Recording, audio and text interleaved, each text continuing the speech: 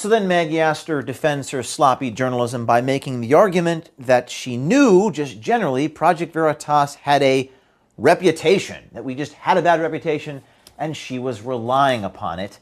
The New York Times lawyers arguing in this motion, quote, Project Veritas bills itself as a prominent independent journalist organization, but it is described on its Wikipedia page.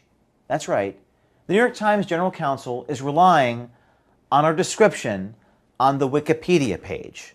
Now, if you actually go to Wikipedia, it actually says the following, quote, Wikipedia is not a reliable source.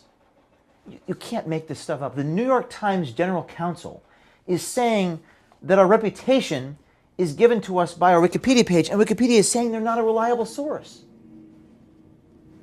Now, what's interesting is that the one place they didn't look, other than Wikipedia, was their own website, because prior to 2017, the New York Times covered us pretty fairly, but something changed in 2017.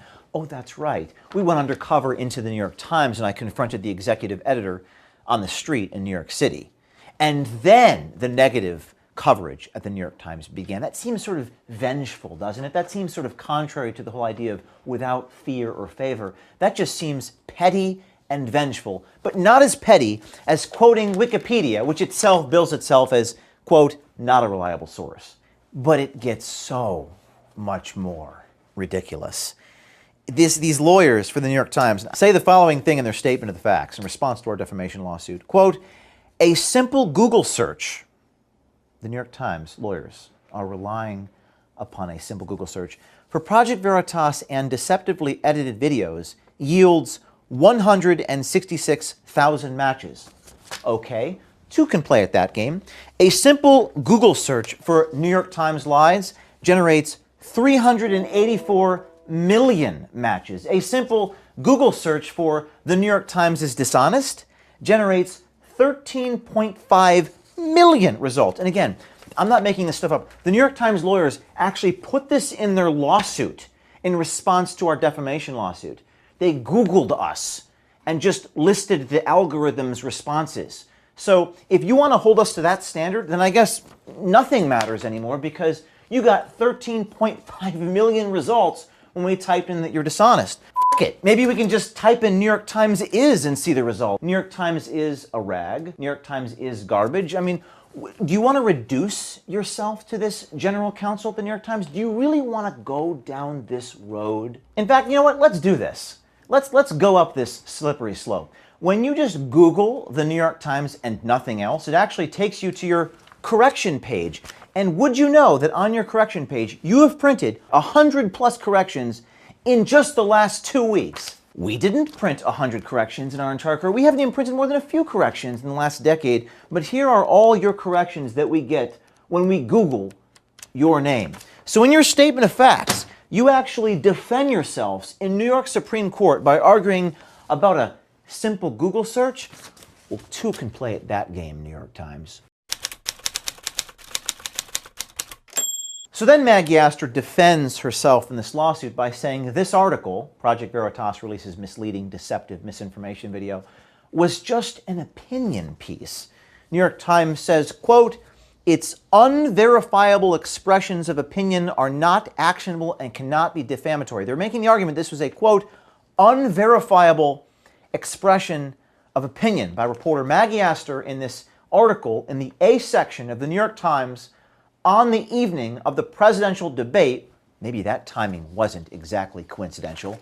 They're trying to say that it was a unverifiable expression of opinion, but this article was utilized by local Fox 9 television. But all of this fits the Project Veritas MO, according to Stanford researchers, who say it appears to be a coordinated disinformation campaign. It was utilized by USA Today. It was utilized by Facebook.com, which cited the USA Today article, and millions of people, newsrooms across the country, got your A-section news article, used it as evidence that our videos were deceptive and false.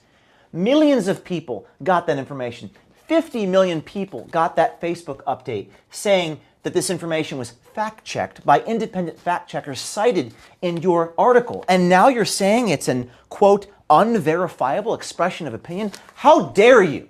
How dare you mislead the people like this? How dare you put this nonsense in a legal motion, thinking that no one's going to see it or hold you accountable?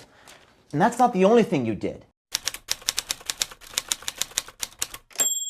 The last thing you did, and perhaps the most outrageous thing, is you say, quote, even an extreme departure from professional standards does not constitute malice. You're basically admitting in your own legal motion that you've departed from professional standards. You're supposed to be the New York Times, the old gray lady, all the news that's fit to print, without fear or favor.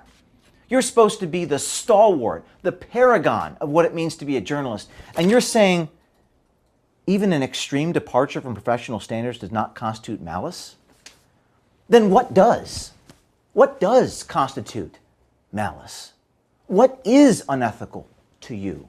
You are the manifestation of George Orwell's doublethink in 1984. The ability to believe that black is white, to know that black is white, and to forget that one has ever believed the contrary.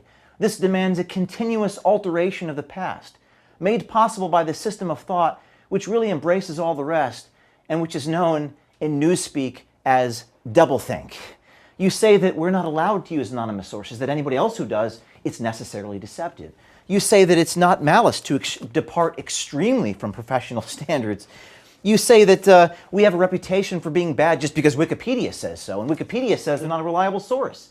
You are quite literally doing what Orwell described, to tell deliberate lies while genuinely believing in them, to forget any fact that has become inconvenient, and then when it becomes necessary again, to draw it black from oblivion for just so long as is needed, to deny the existence of objective reality, and all the while to take account of the reality which one denies. Even in using the word doublethink, it is necessary to exercise doublethink, for in using the word, one admits that one is tampering with reality. That's what you're doing, Maggie Astor. And no one ever, ever has had the will or the balls to hold you accountable.